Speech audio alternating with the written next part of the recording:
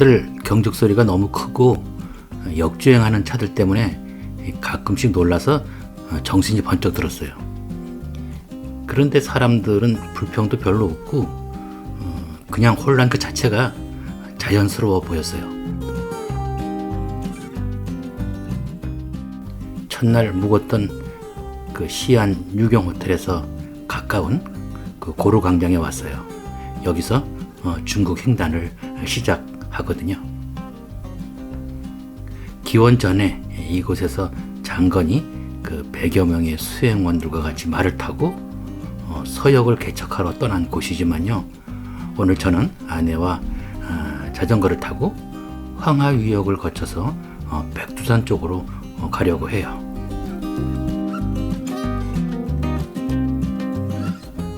그런데 내가 왜 이 길을 가는 거지? 큰 현수막을 만들었어요. 광복 70주년이 되는 해를 기념해서 동부가 대장정에 나섰다고 삼각 깃발을 달았어요. 그리고 다가오는 2018 평창 동계올림픽 기념 풍선도 만들어 갔어요. 也有个50岁左右了吧？ 한국人. 韩国人。哎呀，厉害！ 돌이켜보면 참 멋쩍다는 생각이 들어요.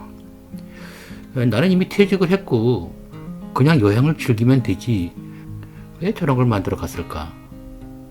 아무리 생각을 해봐도 여전히 공무원 티를 벗어나지 못하고 있고 내심 어떤 그 과시욕이나 그 공명심 같은 게 있지 않았나 생각이 들어요.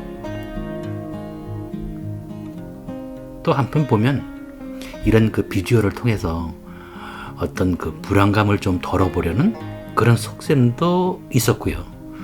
우린 지금 뭔가 공적인 성격을 갖고 한중일 삼국을 그 횡단하는 거라고 함부로 하지 마. 뭐 이런 그 신변 위협에 대응하는 뭐 이런 뭐 그런 거죠. 사실 그때가 공직을 나온 지 얼마 되지 않았고 은퇴 증후군을 겪고 있을 시기였거든요. 미래가 불안하고 사람들 만나는 게 두렵고 내 인생 이 막을 어떻게 살아가는 게 좋을지 그 갈피를 잡지 못하고 있을 때였어요. 대부분 그렇듯이 뭐 이렇게 말년이 되면 계급도 좀 올라가고 권한도 커지고 그래서 일 좀 해보자라고 했는데 그때는 직장을 떠나야 할 때거든요. 많이 아쉽고 마음이 헛헛하죠. 아마 그런 심정과 그 알량한 자존심이 어우러져서 그 이런 퍼포먼스를 통해서나마 그 저의 존재감을 인정받으려고 하는 것 솔직히 뭐 부정할 수는 없어요.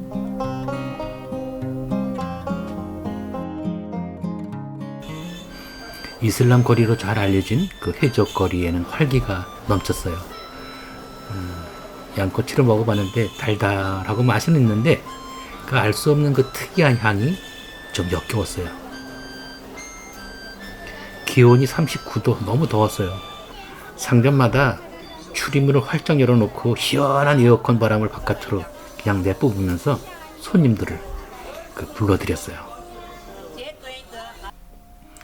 한 달 정도 가면 베이징에 도착할 수 있겠지 하고 108번 국도를 따라 동쪽으로 향했어요.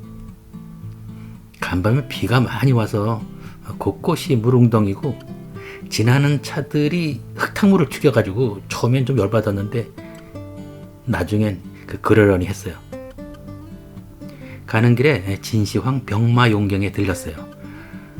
진흙으로 빚어 만든 갑옷 입은 병사들 표정이 정말 리얼했어요. 진시 황제가 죽기 전에 호위 병사들을 미리 지하에 묻어둔 거죠.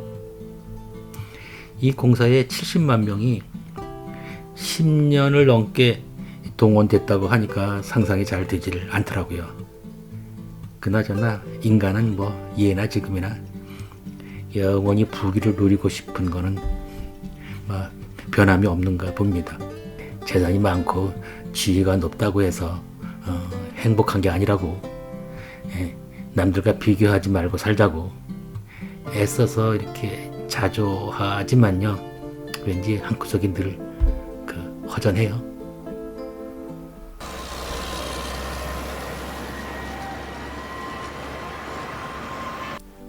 중국은 그 여관을 주점, 賓관이라고 이렇게 불러요. 처음엔 그 술집인 줄 알았어요.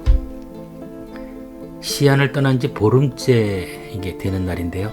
그 태상 賓관에 들어갔어요. 여권을 보여주고 2층 방으로 올라갔거든요. 밤 10시쯤 됐는데 똑똑 노크 소리가 들려서 문을 열어줬죠. 그런데 중국 공안 경찰하고 주인이었어요. 당장 이곳을 떠나라는 거예요. 주습 등기법이라는 게 있는데 별 3개 이하에서는 외국인이 투숙할 수 없다는 거예요. 그래서 누추해도 괜찮으니까 좀 있게 해달라고. 이 밤중에 어디를 가라고. 근데 사정에서 될 일이 아니더라고요. 물이 뚝뚝 떨어지는 빨래를 그 비닐봉지에 둘둘 감아서 밤늦게 인근 도시 그 시엔현으로 떠났어요. 길도 어둡고 사금팔이 밟히는 소리에 그 튜브가 펑크라도 날까봐 신경이 꽤 쓰였어요. 아내는 아무 소리도 않고 뒤따라왔어요. 마치 준비 안 된 이사를 떠나는 기분이 들었어요. 젊을 때 서울에 올라와서 툭 한번 이사를 갔는데 아내는 지금도 그때 얘기를 가끔씩 꺼내거든요. 자정이 조금 넘었을까? 도로변에 일가 賓관이 불이 켜져 있길래 들어갔어요. 그랬더니 아침 7시 전에 나갈 수 있느냐고. 그러겠다고 했죠. 그냥 나무 토막처럼 쓰러져서 잠이 들었어요. 지금까지 오면서 이런 일이 없었는데 아마 요즘 특별 단속 기간인 것 같았어요. 다음날 아침 일찍 여관을 나와서 노상에서 아침을 먹었어요. 만두 2개, 호빵 2개, 콜라 2병을 주문했어요. 저는 향차인가 그게 참 적응이 안 됐고, 아내는 만두 속에 뭐가 들었는지 모른다고 싫어했어요. 서둘러서 허젠시를 향해서 달렸어요. 노점상에서 복숭아 2개에 400원, 포도 1송이에 500원을 주고 샀어요. 상점 주인이 페트병에 물을 담아 놨더라고요. 거기에 씻어서 먹었는데 엄청 달았어요. 허젠시에 도착하니까 오후 3-4시쯤 됐어요. 간밤에 추방 명령도 받고 또 잠도 부족하고 오늘은 좀 일찍 여관에 들어야 되겠다 해서 가가 주점 310호에 들었어요. 짐을 풀고 잠시 쉬고 있는데 똑똑 녹소리가 나서 깜짝 놀랐어요. 간밤의 기억이 떠올랐어요. 문을 열어보니까 주인 아주머니와 아이였어요. 딸 같아 보였어요. 공원에 같이 가달라는 거예요. 신고도 하고 그래야 된다고. 그런 얘기 같았어요. 그래서 주인이 가서 하면 되지 투숙객이 왜 가느냐고 했더니 사정을 하는데 뿌리칠 수 없었어요. 아내는 여관에 있고 저는 같이 택시 타고 5분 정도 거리에 있는 공안 경찰 2층 공중위생과 사무실에 들어갔어요. 주인과 딸이 파란 티셔츠 차림의 경찰관 앞에 가서 뭐라 하니까 소리를 벼락같이 지르. 뒤엔 둘이 놀라서 뒤로 그냥 이렇게 물러서 더니 그냥 아무 말도 못하고 돌아서서 나왔어요. 저도 그냥 뒤따라 내려왔죠. 다시 택시를 타고 여관으로 돌아오는데 주인이 저한테 뭐라 하는데 대충 눈치를 챘어요. 미안하지만 나가달라는 거였어요. 저도 더 이상 할 말이 없었어요. 다시 주섬주섬 짐을 싣고선 여관 밖을 나왔어요. 사방을 이렇게 둘러보니 진짜 어떻게 해야 되는지 난감하더라고요. 한편 슬그머니 화도 났고요. 경찰이 말이에요. 외국 관광객이 왔으면 어떻게든 잠잘 곳을 알려줘야지. 그냥 내치기만 하면 어떡하냐고요. 제가 먼저 부시장할 때 아마 우리 공무원들은 분명히 그런 식으로 민원을 대하지 않았을 거라고요. 다시 공항 경찰에 가서 따져봐야겠다고 생각했어요. 사실 뭐 따지기보다는 어떻게 하면 좋을지 그냥 물어 이제 보려는 거였죠. 이게 세상 살다 보면 그 앞뒤 꽉 막혀서 난감할 때가 있잖아요.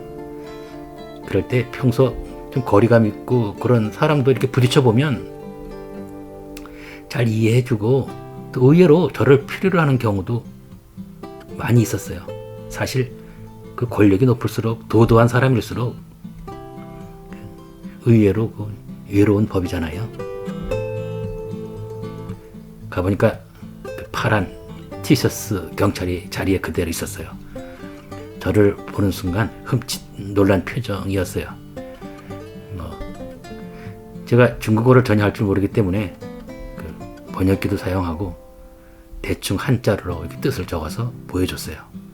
아마 제 따가운 눈빛을 그 눈치챘는지 어쩐지 모르겠는데 약간 저쪽 코너에 있는 어떤 그 경찰한테 뭐라 하더라고요.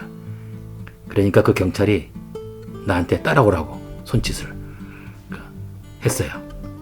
바깥에서 기다리던 그 아내랑 같이 순찰차를 뒤따라갔어요. 한 20분 정도 걸려서 알파벳 E가 주점에 도착했어요. 경찰이 그 카운터에 들어갔다 나오더니 여기서 묵으라고 하더라고요. 알고 보니까 거기도 별 2개짜리였어요. 방에 들어가자마자 곧바로 그 둘둘 말아온 빨래를 널었어요. 그런데 밤이 깊어갈수록 자꾸 출입문 쪽으로 눈길이 가는 거예요. 복도의 그 작은 그 인기척 소리에도 깜짝깜짝 놀라서 잠을 잘 수가 없었어요.